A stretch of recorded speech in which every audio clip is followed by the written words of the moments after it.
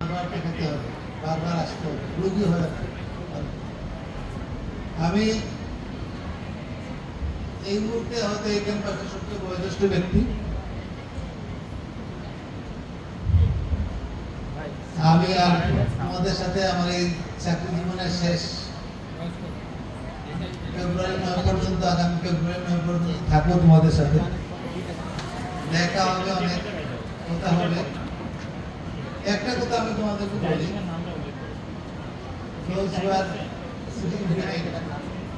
তুমি খুব ভালো খেলাধুলা করতে পারো, অত্যন্ত ভালো। তুমি খুব ভালো কবিতা আবৃত্তি করতে পারো, অত্যন্ত ভালো। কিন্তু তুমি যদি পড়াশোনা করতে না পারো তাহলে এগুলো বামে শোনো। আর তুমি যদি ভালো পড়াশোনা করতে পারো, সাথে তুমি ভালো খেলাধুলা করতে পারো, ডানে একটা শুনো। ভালো গান গাইতে পারো, ডানে আরেকটা শুনো। যদি ভালো কবিতা ভালো নাচতে পারো, ডানে আরেকটা শুনো। সুতরাং আমাদের মেডিকেল সায়েন্সটা এমন, যেখানে ঢুকতে কষ্ট, ঢুকলে কষ্ট, বেরোতে কষ্ট, বেরোলে কষ্ট। ঢুকতে কষ্ট তোমরা জানো যে কত প্রতিদ্বন্দ্বিতার মধ্যে দিয়ে তোমরা মেডিকেল কলেজে চান্স পাইছো। ঢুকার পর যে কষ্ট, এই অ্যানাটমির আইটেম দিয়ে শুরু হয় জীবনের যে এই দুর্বিষহ সময়গুলা। স্যাররা অনেক সময় দুর্ব্যবহার করেন, কঠোর হন। এটা ট্রেডিশন, যে এইভাবে না আসলে হয়তো তোমার ভিতরে যে মেধা এটা বিকশিত হবে না। তারপরে একদম সার্জারির মাধ্যমে, গাইনির মাধ্যমে এটা শেষ হয়। বের হলা, মনে হলো বের হলে আরো কষ্ট। এই ফাইনাল পাস করিয়ে তুই বেরোতে পারেন, বেরোতে এটা প্রচন্ড কষ্ট। বেরোনোর পরে লোকে আসল জীবন যুদ্ধ।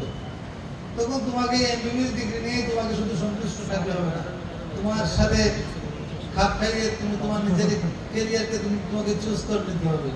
মনে করলা যে এফসিবিএস এমডি না করলে জীবন কষ্ট, এফসিবিএস এমডি করলাম, তারপরে হাবিবকে এত কষ্ট করে পড়লাম, জীবনে 40টা বসন্ত চলে গেল, এখনো ইনকাম করলাম না, কোথায় ব্রিটিশ হবে, কোথায় ভালো প্রস্তুত হয়ে গেছিল একটা যুদ্ধ।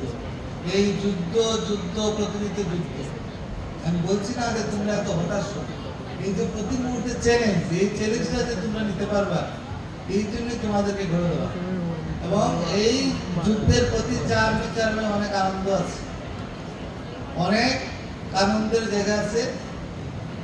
আর আমি তোমাদেরকে আরেকটা কথা বলি, আমি মনে করি আমি হবিগঞ্জ মেডিকেল কলেজ যখন এমবিবিএস ফাইনাল পরীক্ষা হয়, আমি গেছিলাম পরীক্ষা নিতে। আমি ওই মেডিকেল কলেজের একটা ইতিহাসের অংশই দেখতে চাইলাম, যে তাদের ফার্স্ট এমবিবিএস ফাইনাল পরীক্ষা আমি এক্সামিনার হিসেবে গেলাম। আমি গিয়ে অত্যন্ত আনন্দিত এবং আমি বিস্মিত হয়েছি। ওই কলেজে তোমাদের মতো তাদেরও লিমিটেশন ছিল, কিন্তু প্রত্যেকটা ছেলে মেয়ে এত চমৎকার পরীক্ষা দিল। দুজন মাত্র বোধহয় পাস করতে পারে নাই, আর তাদের যারা উপস্থিত ছিল সবাই pass without any request. They deserve it. Day before yesterday কিন্তু আমি বলছি, হবিগঞ্জ কলেজের প্রিন্সিপাল আসছিল পরীক্ষা দিতে, যে আমি আসলে অত্যন্ত প্লিজড ওই সময়ের স্টুডেন্টদের উপর, এন্ড দে ডিজার্ভ ইট। আমাদের আরেক কলিগ বলছিল যে এদের মেডিকেলে পড়ার স্পৃহা আছে, এর জন্য একটা নতুন একটা মেডিকেল কলেজ যারা পড়ছে, রিস্ক নিয়েও আসছে, তাদের এই ডেডিকেশনটুকু ছিল।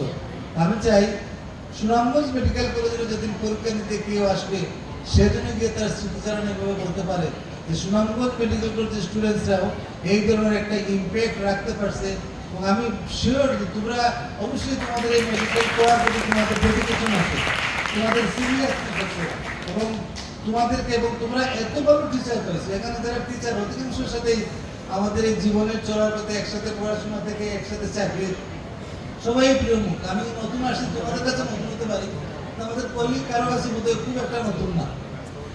এবং দেখতে দেখতে একদিন তোমরা, এবং এরা প্রত্যেকেই এই তোমাদের শাহরিয়ার স্যার এখানে স্পোর্টস করছে, এই কয়েকদিন আগে সে কিন্তু সিলেট মেডিকেল কলেজের স্পোর্টস করে আসছে। এই জায়গায় আরো যারা যারা সবাই আছেন, সবাই যেহেতু প্রতিষ্ঠান ছিলেন, সবাই বিভিন্ন বাংলাদেশের বড় বড় মেডিকেল কলেজে, প্রাচীন মেডিকেল কলেজগুলোতে কাজ করে আসছে, এবং তারা তাদের ইম্প্যাক্ট রাখতে পারছে।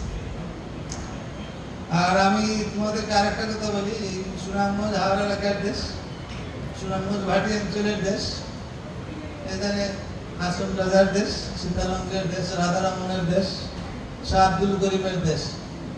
তো আমাদের এই বাস, আমি সবাইকে শুধু বলবো আর কি, তাদের ভাবকে ধারণ করো, কিন্তু তাদের মতো বাউল হয়ে যাও না। কারণ আমরা পড়াশোনা করে জীবনের কঠোর বাস্তবতাকে আমাদেরকে ফেস করতে হবে। তো আমি সবাইকে ধন্যবাদ জানাচ্ছি এবং আজকের আমার এই প্রথম কর্মদিনেই আমি এত ওয়েল ফেসড, এত ওয়েল ড্রেসড, ওয়েল ফেসড একটা ক্যাম্পাস দেখলাম। আমি সবাইকে আমার অন্তরের অন্তঃস্থল থেকে শুভেচ্ছা জানাচ্ছি। আমি স্বাভাবিকভাবে নতুন কোনো জায়গায় আসলে পরিবারের লোকজনরা খুব চিন্তিত থাকে। তো আমি যেখানে এসে একটা ছবিটা আমার ফ্যামিলি গ্রুপে দিয়েছিলাম, এরা সবাই আমাকে বাইদিশার অভিনন্দন জানাইছে, তোমাদের সবাইকে অভিনন্দন জানাইছে। তোমরা তাদের অভিনন্দন গ্রহণ করো। ধন্যবাদ সবাই।